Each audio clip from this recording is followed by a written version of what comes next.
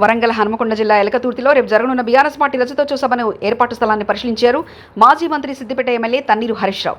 ఈ సందర్భంగా మాట్లాడుతూ సభను విజయవంతం చేయాలని పిలుపునిచ్చారు. ఈ సందర్భంగా తూర్పు నియోజకవర్గం మాజీ ఎమ్మెల్యే ననపనేని నరేందర్, చైర్మన్ నాగుర్ల వెంకటేశ్వర్లు పాల్గొన్నారు.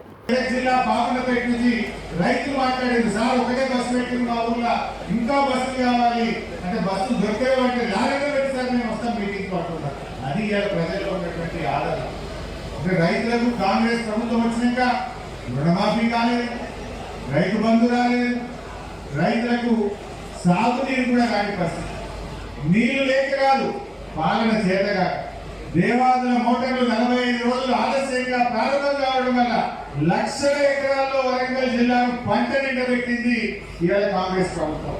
పరిస్థితి కేసీఆర్ కిట్టు బంద్ అయిపోయింది, రైతు బంధు బంద్ అయిపోయింది, బతుకమ్మ చీరలు బంద్ అయిపోయింది, కళ్యాణ లక్ష్మి అంటే పిల్లలు పుట్టినదాకా వస్తారు, తులం బంగారం దేవుడు కానీ కళ్యాణ లక్ష్మి దగ్గర కూడా రానటువంటి పరిస్థితి ఏర్పడ్డది. ప్రభుత్వం మొత్తం కూడా ఇలా కాంగ్రెస్ ప్రభుత్వం శుద్ధి లేని గతి లేని ప్రభుత్వం అయిపోయింది, డైరెక్షన్ లెస్ ప్రభుత్వం అయింది.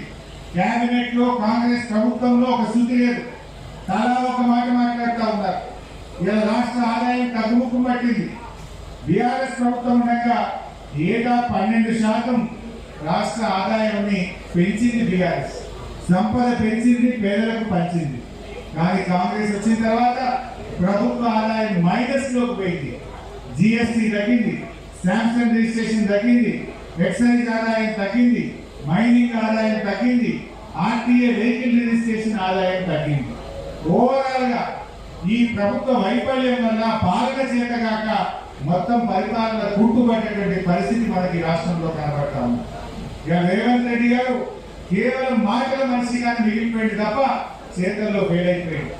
దేవుని మీద ఒట్టు పెట్టి రుణమాఫీ చేయకుండా దేవుళ్ళని మోసం చేసిన చరిత్ర. నిండు అసెంబ్లీలో 31 మార్చి 2025 కల్లా రైతులందరికీ రైతు బంధు ఇస్తారని ఇటు అసెంబ్లీని మోసం చేసిండు, అసెంబ్లీని తప్పుతో పట్టించిండు, దేవుళ్ళ మీద ఒట్టు పెట్టి మాట తప్పి దేవుళ్ళని కూడా మోసం చేసినటువంటి ముఖ్యమంత్రి రేవంత్ రెడ్డి. అసెంబ్లీలో ఒక మాట చెప్తే ఖచ్చితంగా అమలు చేసినటువంటి చరిత్ర శాసనసభకు ఉంటుంది. కానీ శాసనసభలో చెప్పిన మాట నడవదు, దేవుళ్ళ మీద ఒట్టు పెట్టి చెప్పిన మాట అమలు కాదు, మొత్తంగా కూడా గందరగోళమైంది. అందుకే ఇలా రాష్ట్రంలో ఉండే రైతులు కేసీఆర్ వైపు చూస్తున్నారు. రైతు రాజ్యం అంటే అది బీఆర్ఎస్ ప్రభుత్వమే నిజమైన రైతు రాజ్యం ఇచ్చింది, ఈ రాష్ట్రానికే కాదు.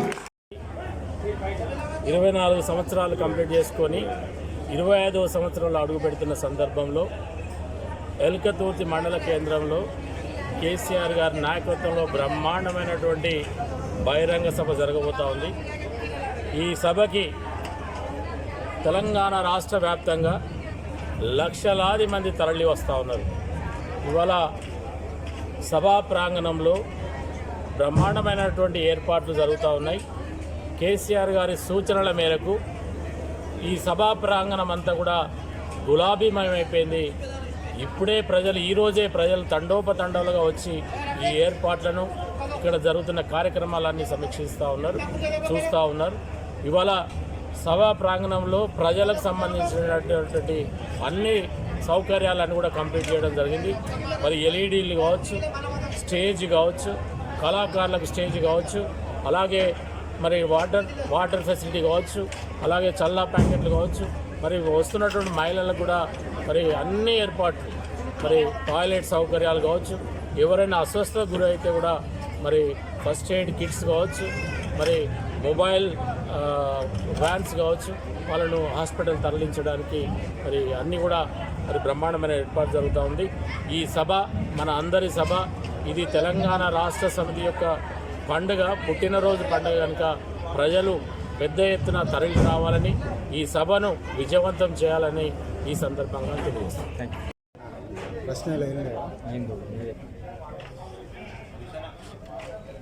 తెలంగాణ రాష్ట్రంలో ఇప్పటివరకు కనీ విని ఎరగని స్థాయిలో ఆనాటి టీఆర్ఎస్ పార్టీ, నేటి బీఆర్ఎస్ పార్టీ కేసీఆర్ గారి నాయకత్వాన, కేటీఆర్ గారి యొక్క ఆలోచనతోటి ఈరోజు బీఆర్ఎస్ పార్టీ కార్యకర్తలు కానీ, నాయకులు కానీ, ప్రజాప్రతినిధులు కానీ నా భూతో నా భవిష్యత్తుగా ఒకప్పుడు 25 లక్షల మందితోటి మీటింగ్లు బహిరంగ సభలు ఏర్పాటు చేసినటువంటి కేసీఆర్ గారు దాన్ని తలదన్నే విధంగా ప్రతిపక్షంలో ఉండి వారి యొక్క బలమేంది ప్రజాబలమేంది అనేది ఈరోజు నిరూపించబోతున్నారు.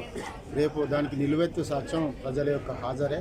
ఖచ్చితంగా ప్రజలకు ఇప్పుడు ఉన్నటువంటి కాంగ్రెస్ పార్టీ 6 గ్యారంటీలు 420 హామీల మోసపూరితమైనటువంటి ప్రకటనలు ఏవైతే ఉన్నాయో దాని బారిన పడి ఆర్థిక వ్యవస్థ చిన్నాభిన్నమైనటువంటి పరిస్థితులలో వారికి ఒక మనోధైర్యాన్ని నింపి వారికి ఒక భవిష్యత్ కార్యాచరణ చెప్పి అదేవిధంగా పార్టీకి కూడా ఒక భవిష్యత్ కార్యాచరణ చెప్పి రాబోయే రోజులలో మన పార్టీ ఏ విధంగా ఉంటుంది, ఏ విధంగా జరగబోతున్నది అనేది కూడా చాలా కులంకషంగా వచ్చినటువంటి కార్యకర్తలకు ప్రజలకు సబ్బండ జాతికి మనోధైర్యాన్ని నింపి ఇది ఒక ఆక్సిజన్ జోన్గా రేపు జరగబోయే ఒక సభ తెలంగాణ రాష్ట్ర ప్రజలకు సామాన్యుని కాలం నుంచి మొదలు పెడితే ఉన్నతమైనటువంటి వ్యక్తుల వరకు కూడా ఒక ఆక్సిజన్ జోన్గా రేపు వాళ్ళ యొక్క శక్తిని నింపుకొని కేసీఆర్ గారి ప్రసంగంతో మళ్ళీ వారి గ్రామాలలోకి వార్డులలోకి వెళ్ళి అక్కడ ప్రాంతాలకు వీళ్ళ ద్వారా వాళ్ళకు తెలియజెప్పి ప్రజలందరినీ కూడా కార్యోముఖులను తయారు చేసి రాబోయే రాజకీయ క్షేత్రంలో ఖచ్చితంగా బీఆర్ఎస్ పార్టీ గులాబీ జెండాను ఎగరవేయబోతుందని కూడా సందర్భంగా